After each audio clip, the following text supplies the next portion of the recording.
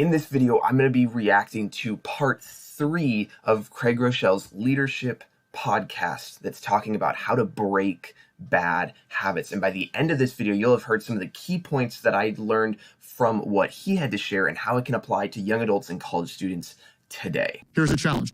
Good habits are hard to start because the payoff takes time. But bad habits, they're the complete opposite. What do we see with bad habits? Bad habits have an immediate perceived benefit. And the negative results, they usually come much later. A bad habit immediately seems like, hey, this is fun and this feels good in the moment, but the negative results come much later. This point, I think, is so relevant for us as college students and young adults, in that the small right things, like one of the examples that I'm doing in my own life is to make sure at the end of each day to do a 12-minute recap of 3 minutes in each one of the classes that I'm working on, and basically have a recap of, okay, in each one of these classes, what's one thing that I'm learning or reviewing from a study guide or from something, just so that way it's in my mind. And even last night, I was like, I knew I needed to do that. I was just like, oh my goodness, it's 3 minutes. Does it actually matter? And it's one of those things where it's such a small thing that it can seem like it may not have an effect. And I like know in my heart of hearts that doing that small amount over time creates such a massive positive, but it's not going to feel that great, especially in that moment when I could be just going to sleep, or I could be doing something else that would be more fun in the moment. But it's that a part of it is also identity based, of going like, no, I am becoming a consistent student in this way. This is something that I've wanted to do for the last 3 semesters, but I haven't actually done, which is that small investment on a daily basis to see what the results end up being. And so I'm making a vote on a daily basis of, hey, I am a faithful student. I'm consistently doing this small thing that's going to help me grow in a really meaningful way. Because by just reviewing that on a daily basis, it goes from the short-term memory into more longer-term memory, because I'm continuing to have to recall the same information on a daily basis.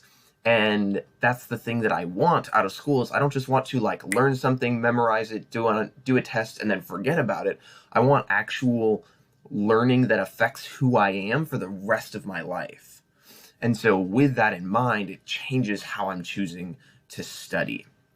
In any area of leadership or in any area of life, you've got place, time, mood, moment, and people. You've got place can be a trigger. A time of the day or time of the week can be a trigger. Your mood can be a trigger. A moment in time can be a trigger, or the people around you can be a trigger. And I think something that we can even add to this is under the mood category, there's this acronym that I think of called HALT-C, which is hungry, angry, lonely, tired, or in conflict. So I think those would all be moods specifically, but those are often the times where we're most weakest or most susceptible to doing the things that we know don't serve us, but yet we can still choose to do them. And so being aware of those things and removing them. And he says a little bit later, why resist a temptation later that you can remove now? And so it's asking the question and being preventative rather than being proactive, rather than reactive. Like for me, one of the things that I've done is I know I don't want to spend more than just a couple minutes on Instagram or TikTok. And I know that can be a distraction that can pull me away from my schoolwork, from my work, from other things. So I have a timer that limits me to 3 or 4 minutes on each of those applications. So that way I'm reminded, oh yeah, this isn't what I want to be doing. Do you like the direction your habits are taking you? If you've got some bad leadership habits, if you've got some bad personal habits, just play it forward and ask yourself, how will it play out? You may see yourself years from now saying, oh my gosh, I wish I hadn't cut corners at work because I lost more than my job. I lost my integrity. Or there might be that bad habit. You say, I wish I'd never started. I had no idea how that one bad habit would ruin my life. Or you might even say, man, one day I wish I hadn't worked so much and ignored my kids and lost those relationships. Play it forward and ask yourself, do you like the direction your habits are taking you?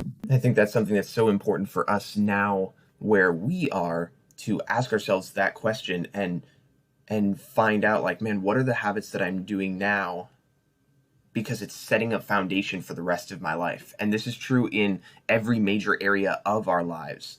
That means in our faith, in our foundation, which our foundation is like what we believe is true about ourselves, our finances. Are we being wise with the resources that we do have, no matter how small or big they may be? And then our relationships, are we cultivating good ones? Are we aware of the people that we're around? Are we around people who we want to become more like, or are we around people that we really don't want to be like? And then our health, are we cultivating our health? Are we getting enough sleep? Are we eating well? Are we drinking enough water? And are we exercising on a regular basis? Because all of these things, although they're small, the small thing that goes well over time creates a massive difference. In fact, I'm learning about this in I've got an oceanography class, and the separation of the continents is a effect of moving 2.5 centimeters. So the plates underneath the earth have been moving 2.5 centimeters per year for 2.5 billion years. And that's what's created the ocean. And when I heard that, I was like, oh my goodness, that blows my mind. But it's such a accurate, think about how far, I don't even know if you can conceptualize that. I don't know if I can. The width of the ocean is literally a effect of a really small thing done consistently over a very long period of time. And I think that's such a great analogy, that literally the ocean is a representation of consistency and a habit that has a positive effect. And we literally would not have the ocean without that. Space, time, mood, moment, and people. And to remember that the small right thing isn't going to have an immediate positive.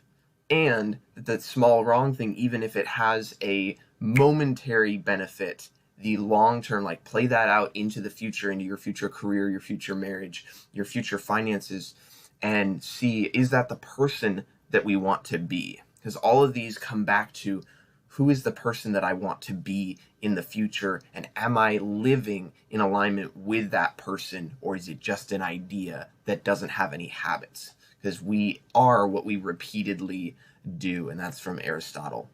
So do with that as you will. Do the small right thing, even when it's not fun. It will be worth it in the long term. Adios.